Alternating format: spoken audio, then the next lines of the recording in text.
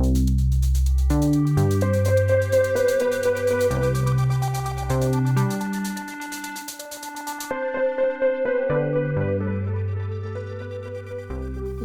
to LaunchPod, a product management podcast from LogRocket.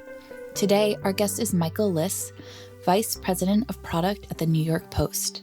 Michael has been at the Post for the last 10 years and has worked in several sectors of media throughout his career, including book publishing, digital marketing, journalism, and media production. In his current position, Michael plays a leading role in all digital initiatives for New York Post, Page Six, and Decider. On today's episode, LogRocket's VP of Marketing, Jeff Wharton, talks to Michael about product management in media, the importance of user and editorial experiences, and how bolstering community engagement was successful for the Post.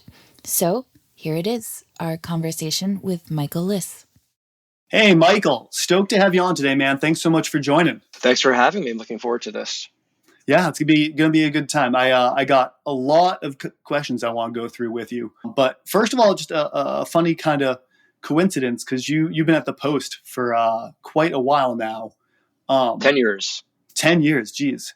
This is not relevant to product at all, so just apologies to everyone out in the world to start. But funny coincidence is my father-in-law grew up in Long Island, is from New York, and moved to New Hampshire. And him and my mother-in-law have been Post devotees for decades and decades. When they moved up to New Hampshire, they used to have to, only one store they could find around their area carried it. They had to drive half hour out of the way to go out to Nashville to find the Post, but they did it regularly. So he's going to be really excited I got to talk to you. Well, excellent. And as you know, from the years of research you do on me before bringing me to being a guest on your show, I have been a Red Sox fan living in New York since 1996, which was a little bit unpleasant during the 90s heyday, but is all the more fun to be a Red Sox fan embedded at the New York Post. And I will mention, this is a good way to get myself fired, that in the 10 years that I've worked at the New York Post, there have been a total of 0 New York City teams that have won a championship. And Boston has a nice collection in that decade. Clearly, you just need to stay there forever now. Exactly. Or I'm going to get fired as soon as this airs, one or the other. Let's hope not. Let's hope it's not that one. So, to kick it off, I'm always curious, you've been at the Post running product for quite a while. Like you said, been there 10 years, you're running product now there. What's that evolution look like, where we didn't come out of school in a world where they taught product management? So how does one get from where you started to where you are now? Yeah, and you say that, but it's interesting. Now there is so much product management being taught. Now you really can go very deep on that. For me, and I would be willing to bet this is not an unfamiliar story. For me, it really started in project management and doing that at digital agencies before I got this job at the Post, which my initial job at the Post was director of project management. I had a media background. I've been in and out of media my entire career. And so when I was coming from a digital marketing agency to the Post, it was very exciting to me to bring these things together. The digital project management that I'd been doing for the past several years at the agency side, switching over to the client side to do something similar, but back in the media world that I'd spent so much of my earlier career on and then had remained involved with on like a freelance level throughout that time. So it was a really nice kind of tying together of both of those aspects of my background. And through project management, you get to learn so much, and especially at a digital marketing agency scenario where you're working on such a breadth of clients, such a breadth of types of projects, that you get to do web development, you get to do email development, you get to do email campaigns and learn about SEO and learn about SEM. And it was really exciting to go from, as I was saying before, to go from agency side to client side at a media company and jump in. And then while I was at the Post, then that evolution just continued, where what I was doing was partially project management, partially product management. And then I'm still doing some project management. I don't think that goes away, at least in an organization that's a bit smaller like ours. And it's also one of those things that I think it gets defined differently in different companies and in different structures as far as the division between those two. And obviously, yes, they're very distinct different things, but they're still two disciplines that do have to work hand in hand.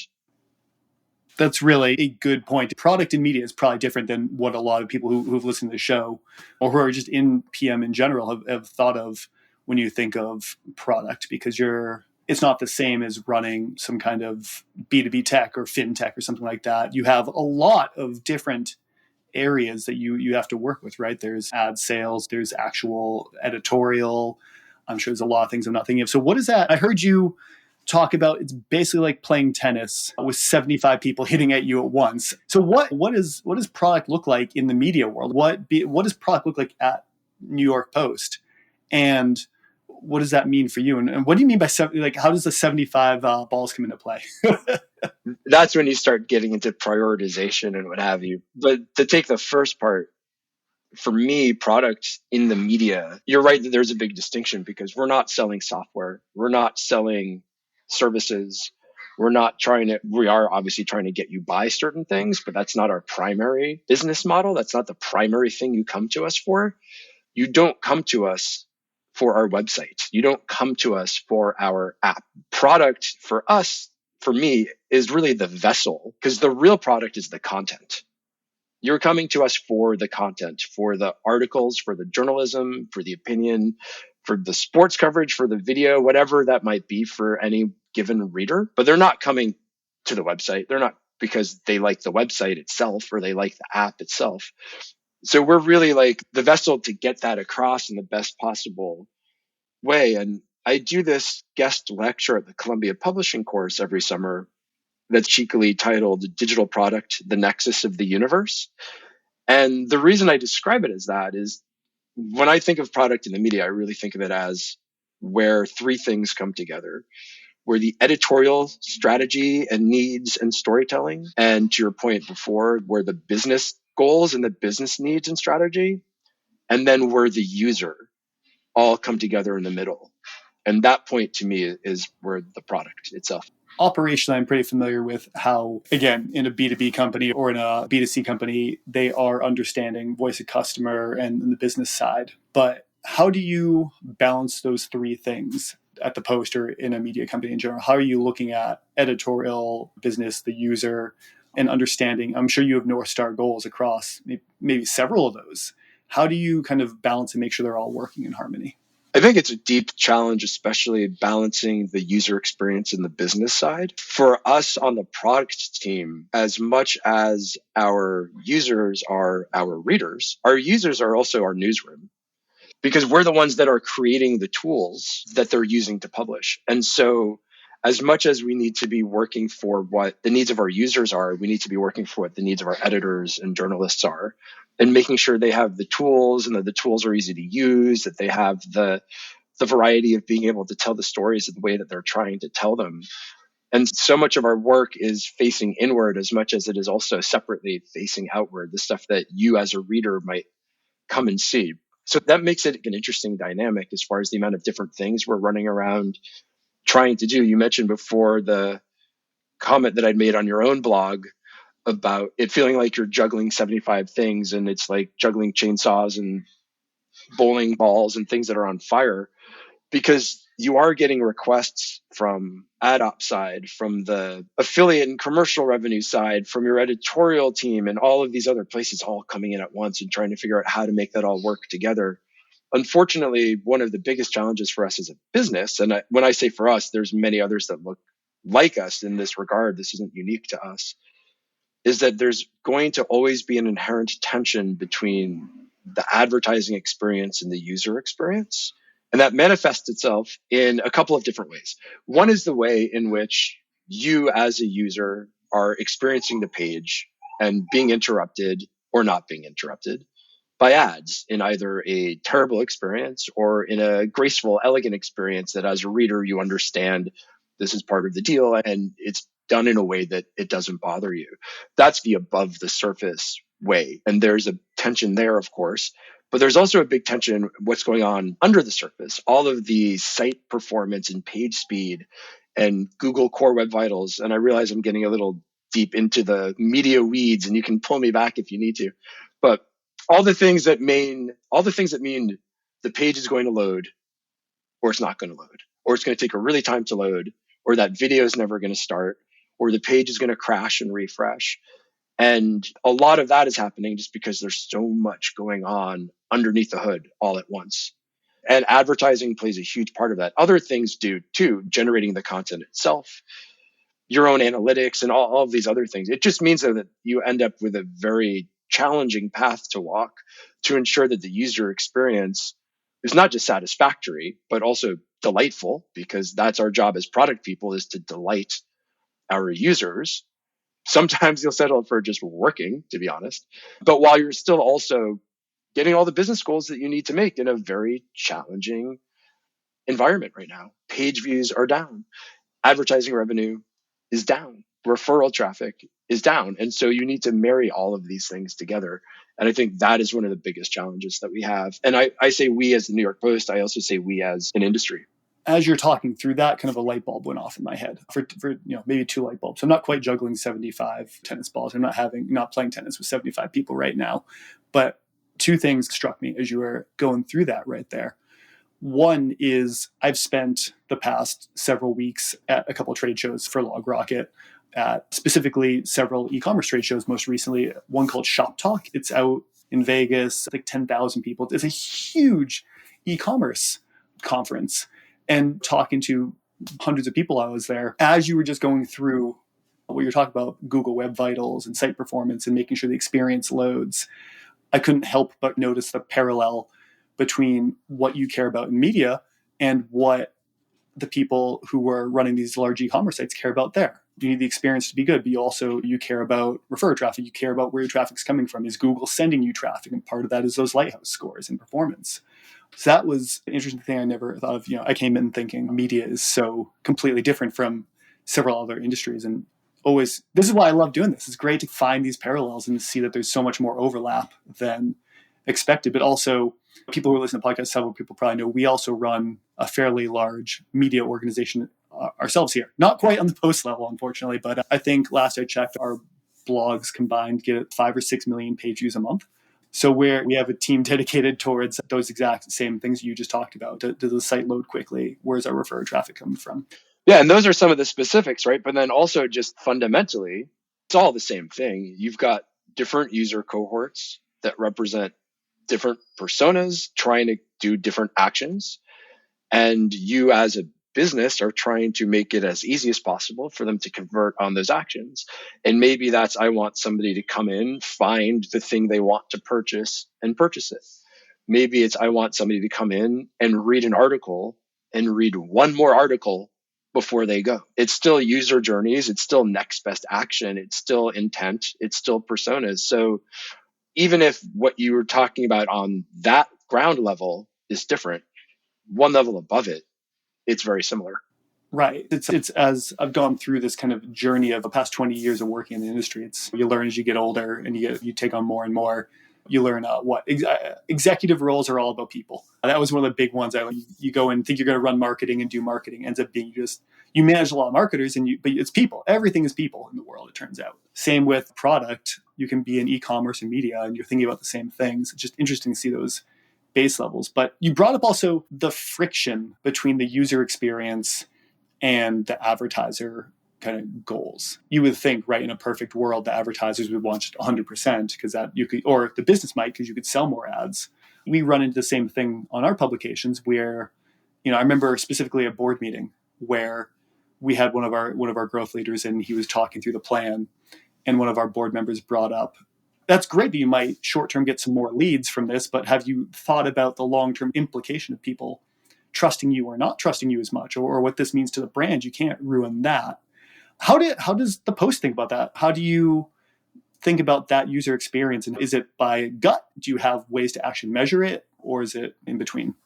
I think there's definitely some of both, right? There's the objective and the subjective and the qualifiable and the quantifiable. You can look at it and be like, this feels bad to me, this feels good to me. And that's going to be subjective, but it's still very important.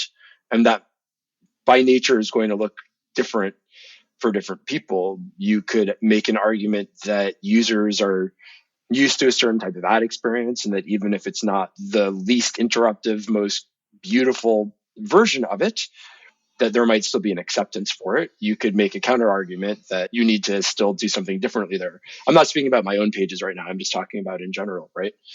At the same time, there's data that says your core web vitals are up or down, and your JavaScript blocking time is up and down. And you can get into these very technical developer level metrics that show you improvement or going the wrong direction across a range of different metrics. And so what one has to do, and an exercise that we've been working on this past winter to really try to set ourselves up for the work we're doing right now, is establishing things like technical KPI. If we're going to keep making changes, if we're going to evaluate how things are doing for us under the hood, if we're going to evaluate whether we want to work with this new ad partner or other platform partner.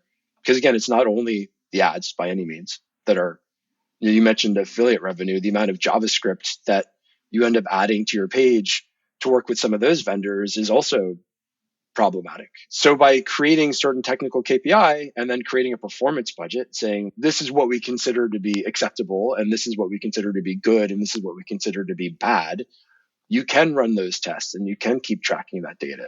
Now, I will say that to then act on that data can be complex, and it can be complex both from a technical standpoint.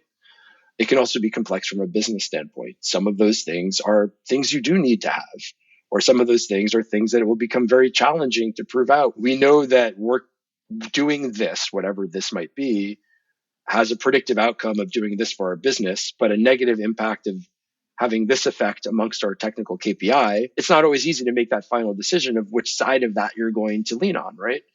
And I think that's something we're just going to need to be learning as we get more and more disciplined about it. But the great thing about it, at least, is having the right mentality, having the right approach, having stakeholders in other parts of the business really understanding this and really being on board with this is such a huge and necessary first step.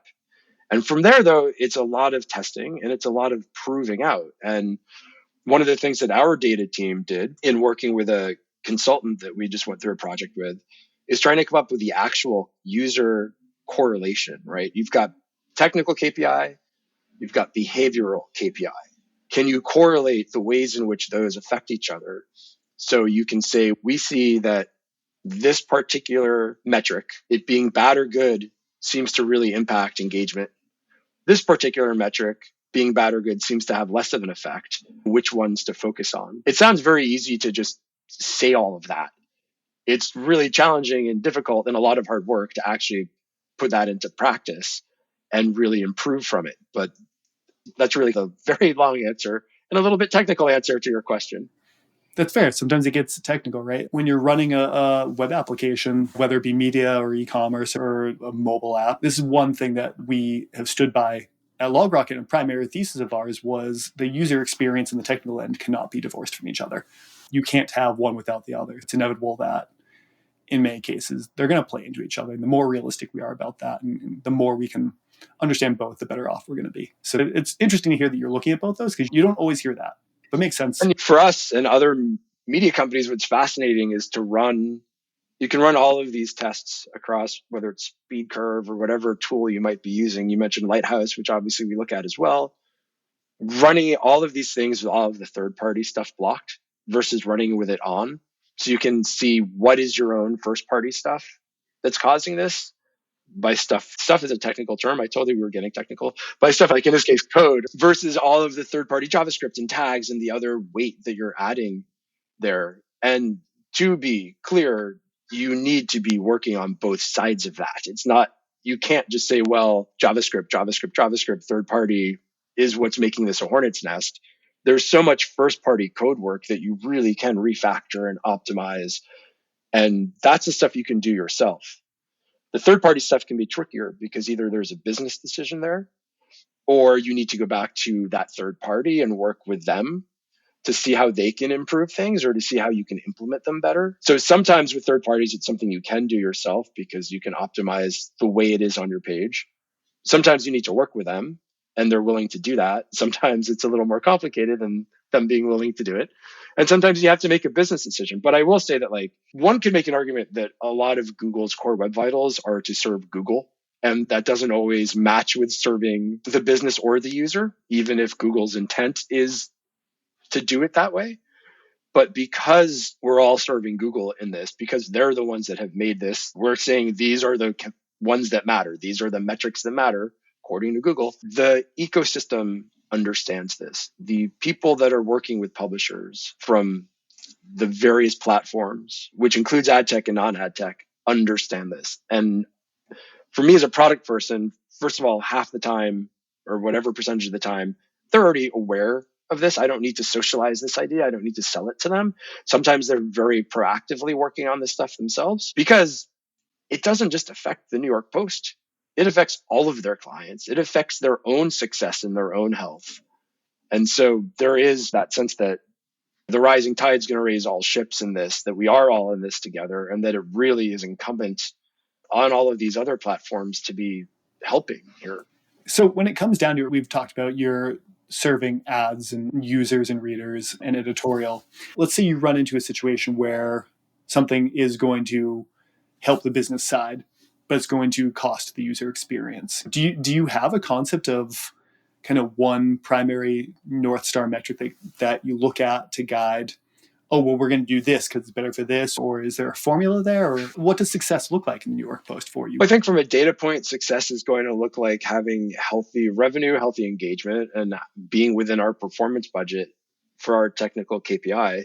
And I think it's going to always be a bit of three-card Monty to get there. Things are always shuffling around. And the pendulum's going to be swinging a little bit one way or a little bit the other way at given times. And I think some of it is just negotiation and consensus and understanding and having those conversations. I do think it's a challenge. I think the most important thing is that everyone's trying to swim the same direction.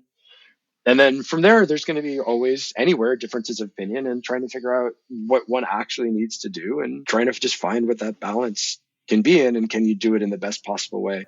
I really do think sometimes those are the most interesting situations. When you have something where there is a definitive right answer, it's a little less interesting at times. I don't know, maybe I'm just off my rocker a bit on that one, but it seems like where you have to have that negotiation, where you have to have taste or that matter of opinion, or I like an opinionated business when it comes to we have a goal, we have a mission here. And I don't mean, I'm not talking necessarily you have to have a political opinion or stuff like that. I like something with an opinion about what they're trying to accomplish. And I think there's something to, you can really differentiate yourself in a world where there isn't a black and white correct answer. So that's cool. I mean, I'm glad to hear that's an interesting way of thinking is it's a negotiation. It's, three-card Monty, which I feel like is very appropriate for New York. Yes, indeed. Things are always just shuffling around the board. And the other thing is like when I talk about like site performance and core web vitals, like there's good hair days and there's bad hair days because it's how are all of these third parties acting up on any given day or being chill on any given day, right? There's so much volatility and it makes looking at that data a bit challenging. You need to have that longer view because any one day can be like, yay, we fixed everything. And any one day can be like, oh my God, what happened overnight? And it's just the volatility of what's going on in the ecosystem. We just had a woman named Carla Fisk on recently on the podcast. And she brought up, it's so important to map out that team and build those relationships. And exactly what you're talking through is why that's so important is understanding the other leaders who you are having this three-card Monty situation with. If you don't know these people, if you don't have that kind of experience with the other humans you work with, it's much harder to make these negotiations, whereas you can have this dynamic situation. And I was going to say, and I think one of the real challenges, going back to something you were saying a little earlier, is just that what you need to do as an organization, as any organization, is define what good looks like. But that's not simple. Yeah. And there's going to be, you can say that again. And there's going to be disagreement around what good looks like for one person versus another. And I think that's a process. And you need to have the right roles involved with that. And you need to ultimately say, well, this person, everything else being equal, is going to be the one to make this recommendation to the most senior executives that are then going to have to say yes or no to it. And that's just all an ongoing, challenging process, challenging for us, challenging anywhere. I think it's that challenge that allows companies to be the truly great ones aren't ones that do everything by the book, right? You want to do something really interesting, you're probably not following every rule. You need to come up with your own hypotheses about where great lies, what's best for the people, the stakeholders you care about, and what's the combo that makes great. And in the media, the challenges tie back to the business plan, because if you're a subscription business, your pages are going to look very different and your ad stack can look very different than if you're a more direct or programmatic advertising sales side where most of your revenue is from advertising. Those two situations and what those pages look like, what you're trying to get the user to do, are completely different from each other. If everything is paywall, then it's about trying to keep your readers coming back for more and more, but most of your revenue is coming from subscription. And then throw in, if you're something like the Times or the Wall Street Journal, where you've got a higher end advertising that's more direct sales, you can be so much cleaner in how you do things. You can have such a less complicated ad stack, so many fewer ads on the page, because your mission and your business plan are different than a publisher where it's more programmatic advertising and more about volume and scale. Now, that brings up an interesting kind of point we can pivot on a bit, because I was listening to you on a different podcast, actually, and you were talking about community and how that has been a really big initiative over at the Post, has been building. I think you started with sports, but has seen we did, more yes. growth. So is this kind of that focus on how you can build that subscription revenue, or I guess what's the goal there, and how has that project come about, and how's it going? The goal in that case isn't subscription revenue for us. We had comments on our pages years and years ago, and then the trend in general kind of had started to move away from that. We had moved away from that ourselves, but now that we are in this third-party cookie deprecation universe and the need for first-party data has become so much stronger, commenting for us is a play on two things. It's an acquisitions play and it's an engagement play. It's an acquisitions play in that we want registered users, because that's going to become a monetization necessity in a world in which third-party cookies have been deprecated, and it changes how advertisers and marketplaces can use your inventory and target their advertisements, right? That becomes incredibly valuable. And the value prop of commenting is a strong one on a site like ours, where across various different parts of the website, parts of our content, you've got people with strong opinions, right? And people that can rally. We started with sports because sports is one of the things that defines us, that defines our coverage. And it's one of the places where you have people that really want to talk about what happened last night or what didn't happen last night. You've got really like-minded people coming around, whether they're like-minded or not. You've got people coming together around things that they have in common and a lot of passion. So it made a lot of sense for us to start in sports, see how that was going, and then roll it out from there. I do also think that there's a great engagement opportunity. One of the things that goes with referral traffic coming down so much across the industry, so much less Google traffic.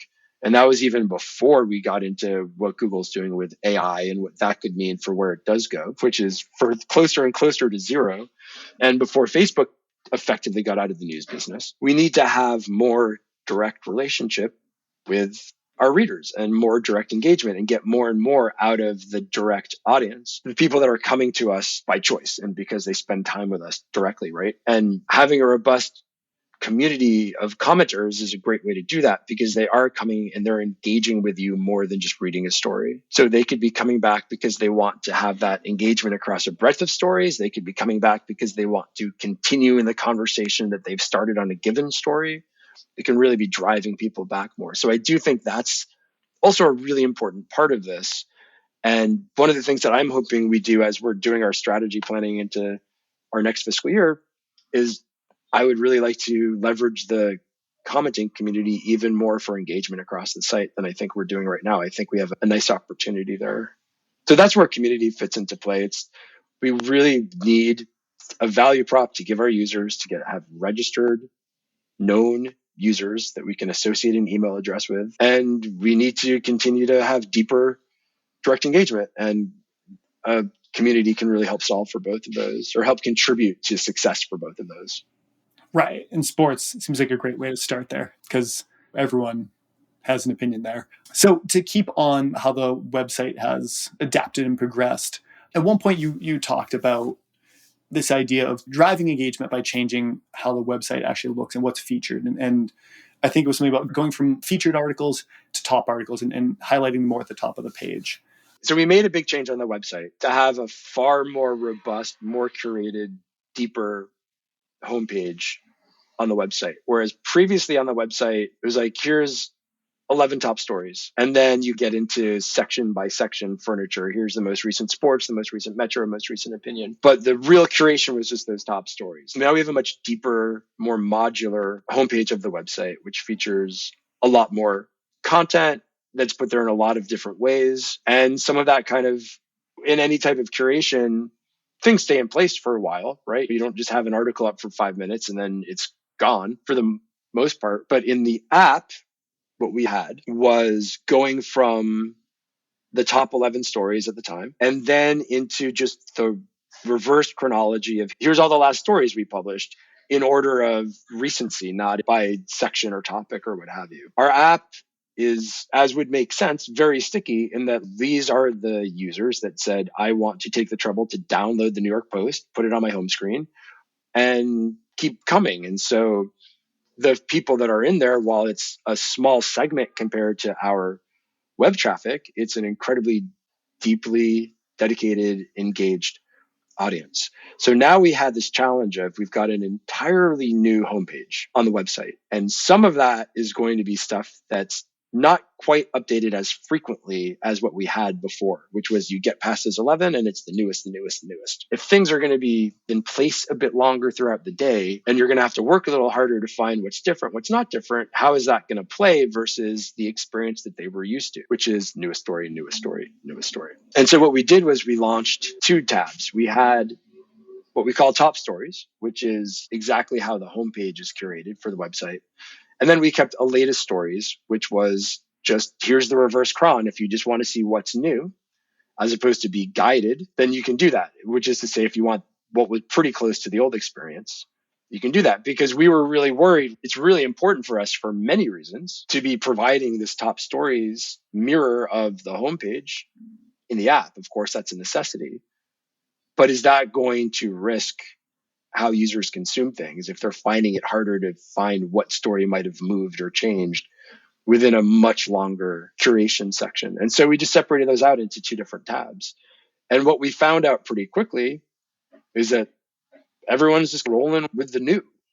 And you could make an argument that's partly because that's what it default opens to, but latest stories is right there, right next to it. And it's there for people to use. And it's not how people are using the app. So now that means we can take that out of the bottom tab bar and avail ourselves of that real estate for something else. I wouldn't take it away completely. I would just move it into the sections hamburger menu. But it's the kind of thing where you don't really know. I didn't have a hypothesis going into this. I knew that people would continue to use the top stories because they're coming to the post to see what the post is saying and what the post is providing as being considered important, considered to be a top story in some way or another, to do no harm to our high engagement level. And so I didn't know, are people going to use it a little bit of both? Are people going to be 50-50? Is there going to be, you always fear there's going to be a revolt and everyone's going to be up in arms, right? People don't like change. They get used to change, but they don't like change when it first happens. And me as a user as well, like every time Gmail changes, I'm like, no, not again. And then within a week, I can't even remember what it used to be. Yeah. That changed. They just changed right? the login flow and it has thrown off my whole day so far. Yeah. Has there been any thought taking that experiment or that change one step further? Has there been any thought to further personalizing that kind of mobile experience? Those are your stickier users, right? You can start to build, you have this community, sticky users in the app. You can start to build, everyone has a different homepage almost of the post. There's always going to be a challenge between what should be personalized and what should be deemed curated, because we and other organizations in our space, we are an editorial driven business, right? And so there is going to be a point of view that says, we as editors believe that these are the important stories that should be out there right now, that should be drawing attention right now. And then there's what should Jeff and Michael be reading right now that's personalized to Jeff and Michael, and where the different signals you want to put into it. So I do think you always need some type of balance. Now, that's not to say there are news organizations where it is pretty much entirely a personalized homepage, and that's certainly a direction one can go in. I don't think we'll ever stop curating. I don't think we'll ever stop saying, this is what we're saying right now are the most important stories. It's more, how do you mix that in? But certainly personalization is table stakes at this point. And the AI tools to use it to develop that are improving quite a bit. And yeah, that's certainly something that we're working on right now quite a bit. Yeah, it does bring up difficulty when the post is known for having an opinion, but the specifically editorial opinion is not hidden there. But also, if you're coming to the New York Times, if you're coming to CNN, if you're coming to Fox News, you're coming to say, what does the New York Times, as a New York Times reader, what does the New York Times consider to be the most important stories that I need to know about? Or if you're a CNN viewer, or if you're a Fox reader or viewer, like, that's part of what you're coming to your media companies of choice to find out. And it's not just, yes, there's the opinion pieces themselves, but it's even beyond that, saying in hard news, this is what's important right now. Right. It's tough to, you over personalize, you start to lose that. News is there for people to know what's going on in the world. So you need, it's the friction you talked about earlier, right? There's the push pull that needs to be maintained for the best experience. And there's another big challenge with personalization too, which is that it becomes such an echo chamber. Yeah. And we've all had experiences where, like, you click on one thing somewhere and then all you start seeing is things related to that one thing you clicked on. It's just because I wanted to read that once doesn't mean it's the only thing I want to read. Or I accidentally clicked on it and now it's my entire feed. Oh God. It was like someone had a famous Twitter post where it's like, yes, I bought one toilet seat once. That doesn't mean I want to see ads for only toilet seats. I'm not going to go buy 50 more toilet seats. So it's a similar idea. Like, I read that article about that one thing, but that thing I was interested in, it's not my life.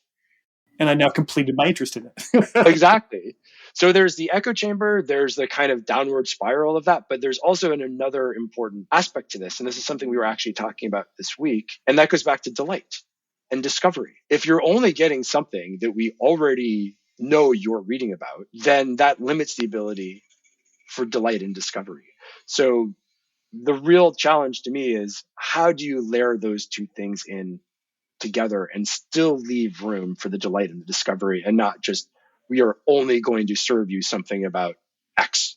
I hate to admit it, but I'll spend probably more time than I should late at night scrolling TikTok. And if I'm washing my dishes or doing something mundane, I'll have it off to the side. But I've realized a bad thing about that is, I think one of the inputs they use for their algorithm, their algorithm has amazed me about how we'll find these little things I've never even thought. And then it's super fun. Like you said, the surprise and delight. But at the same time, I think they use time you repeat things as a weight. But if I'm washing dishes, sometimes I can't touch the screen, and the same thing will go 4 or 5 times. And I'm just sitting there going, I don't like this very much. I got to get rid of this. But now that has become my entire feed because I accidentally washed it 10 times. And honestly, I think Google Discover is not very good in this area. I find that I get nervous to click on something on Google Discover that I do want to read, because I'm worried that it's going to now overweight towards that when I just wanted to read that one thing. I've started to find the articles in Discover and go Google it so I can get it outside that experience, because I noticed that happened way too much. Last question, and I want to make sure we sneak this in before time's up, but you brought up AI, and that's, I think, a topic that can't be ignored in the media right now, because you have the pieces you talked about, using it for better recommendations or understanding that piece. But there's also a darker side where you can do AI-generated articles maybe, or stuff like that. Where have you seen that go, or what are your thoughts on how this is going to impact the media world? There's going to be a huge impact. There's no question. We've already seen other publications get pretty well eviscerated for AI-generated content, some of which isn't even in any way correct. But when we talk about AI in the media, we spend a lot of time thinking about what the user sees. But the fact is, there's a whole other side of AI in the media as well. And that's workflow efficiency. In this, as it is in many other industries, it just gets a little bit less light. If you think about, in publishing a digital article, the amount of workflow and steps that are involved, that if you can start to apply some AI for better efficiency and better optimization, and I'll give what on the surface seems like a really boring example, which is alt text for photos. All photos need to have alt text. It's necessary for accessibility reasons. It's necessary for SEO reasons. And it's necessary if your page doesn't load the image correctly for some reason. We could have easily a dozen articles in our particular story. So that means, amongst the very many things that my colleague that's producing the story needs to do, they now need to write alt text for 12 different articles. But if we have an AI, we have an AI tool to help with that. And that's a really big efficiency that makes it faster to do that person's job and hopefully optimizes the results of what they're doing. So there's so many more back-end type tools where AI can really help us that the user isn't even necessarily seeing or aware of. Now, obviously, there's very many front-end things too, and I'm not talking about things we're doing or not doing ourselves. I'm just talking about in general here, whether it is that type of like summary, bullet points, finding the salient points, finding what else to link to that's going to be related for the user, but also that's going to help the SEO and the performance of that article. Things like that, where that's going to be all like really helpful and important. Image collage generation, things like this. And that's all very different from saying AI wrote this article. There's so many other really great practical uses of it. And obviously this is still like day zero here compared to us having this conversation a year from now, what we might be talking about for it. So there is a lot of really great uses, as long as the key being that you still need the human hand, right? That this stuff is not automated, that somebody is optimizing this or finding an efficiency doing this, but is still the person to say yes, no, or I'm going to change this way before it goes out. I think there's a lot of important, I don't know if decisions are the right word going forward for how this gets rolled out, but there's a lot of different branches it can take. And I'm curious to see how it goes because. Well, and you brought up trust earlier, right? And trust is so important as a media brand, as any company, as any brand.